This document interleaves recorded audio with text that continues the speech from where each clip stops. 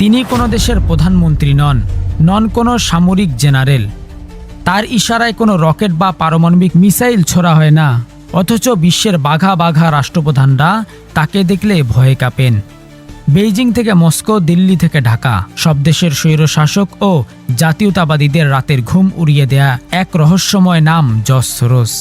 হাঙ্গেরিতে জন্ম নেওয়া ৯৫ বছর বয়সী এই আমেরিকান ইহুদি বিলিয়নিয়ারকে বলা হয় আধুনিক ইতিহাসের সবচেয়ে বড় মুদ্রা ব্যবসায়ী। কিন্তু তার আসল পরিচয় অন্য জায়গায়। তিনি বিশ্ব রাজনীতির নেপথ্যের সেই অদৃশ্য হাত, যিনি বিলিয়ন বিলিয়ন ডলার খরচ করে এক রাতের মধ্যে বদলে দিতে পারেন একটি দেশের সরকার। কিন্তু কেন তাকে ভারতের নরেন্দ্র মোদী এবং বাংলাদেশের সাবেক শাসক শেখ হাসিনার অভিন্ন শত্রু বলা হয়?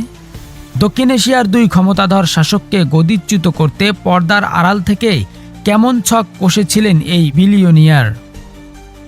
আজ আমরা উন্মোচন করব জর্জ সোরসের এই ভয়ঙ্কর ভূ রাজনৈতিক গেম প্ল্যান।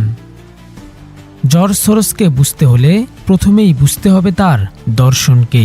তিনি বিশ্বাস করেন ওপেন সোসাইটি বা উন্মুক্ত সমাজে, অর্থাৎ পৃথিবীতে কোনো কট্টর জাতীয়তাবাদী বা একনায়কতান্ত্রিক সীমানা থাকবে না। সীমান্ত থাকবে উন্মুক্ত, সংস্কৃতি হবে গ্লোবাল।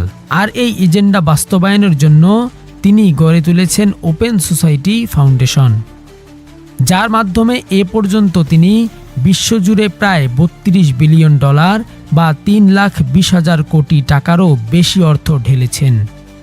সোরস কখনো সরাসরি অস্ত্র বা যুদ্ধ দিয়ে কোনো দেশের সরকার পতন করেননি। তার অস্ত্র হলো সফট পাওয়ার বা বুদ্ধিবৃত্তিক যুদ্ধ।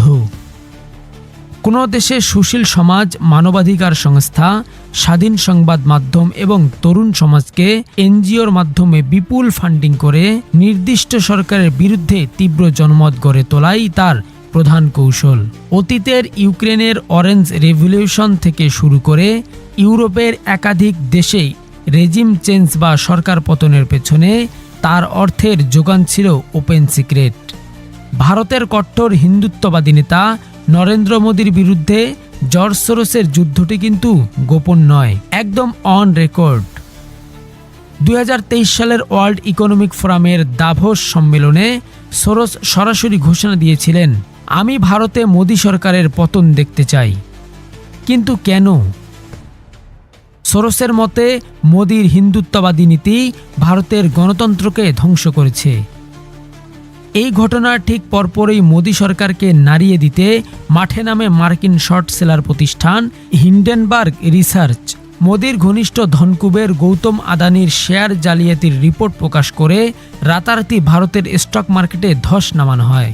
এই হিন্ডেনবার্গ ও তার সহযোগী আন্তর্জাতিক media network organised crime and corruption reporting প্রজেক্টের প্রধান অর্থদাতা খোদ জর্জ সোরস। লক্ষ্য ছিল আদানির পতন ঘটিয়ে মোদী সরকারকে অর্থনৈতিকভাবে পঙ্গু করা এবং ভারতের বাম, লিবারেল ও বিরোধী রাজনৈতিক জোটকে ফান্ডের মাধ্যমে শক্তিশালী করা। এই কৌশল রুখতে মোদী সরকার ভারতে সোরসের এনজিওগুলোর ব্যাংক অ্যাকাউন্ট ফ্রিজ করে দেয় এবং সোরসকে সরাসরি বিপজ্জনক ও এজেন্ডা চালিত ব্যক্তি হিসাবে আখ্যা দেয়। এবার আসা যাক বাংলাদেশে।